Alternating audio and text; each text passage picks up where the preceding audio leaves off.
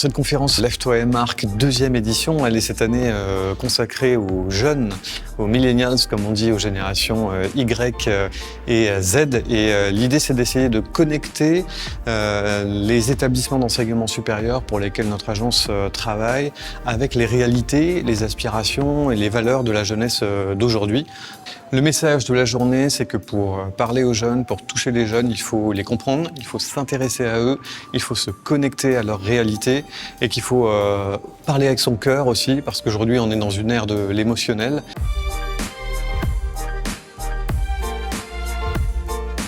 Je pense que c'est très important pour tout le monde, non seulement les universités, mais les personnes qui travaillent dans les entreprises, de comprendre le mode de fonctionnement de ces jeunes, parce qu'ils sont sur bien des aspects en rupture avec les générations précédentes, précisément parce qu'ils ont intégré ce mode de fonctionnement en interaction permanente avec les autres.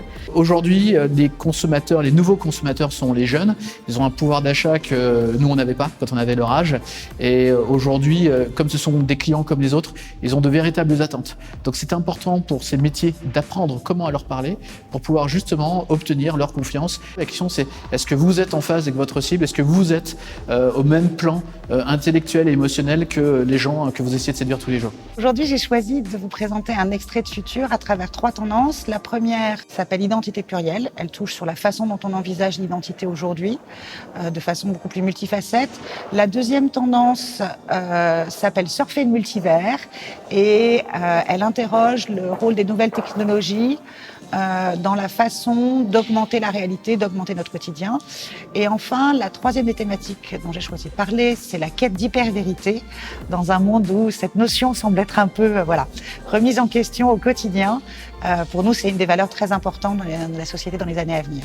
Un chiffre clé qui est marquant, par exemple, c'est que 82% des jeunes de 18 à 35 ans sont heureux, mais insatisfaits du monde dans lequel ils vivent, de la société dans laquelle ils évoluent.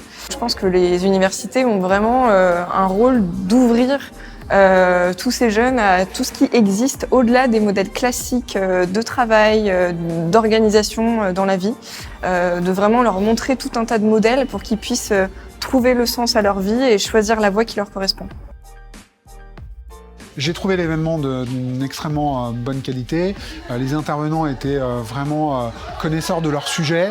Des aspects théoriques qui nous permettent de prendre un peu de recul en fait sur nous ce qu'on peut percevoir de manière empirique. J'ai rencontré des approches qui ont conforté mes idées, certaines expériences vécues. J'ai vraiment le sentiment d'avoir appris quelque chose.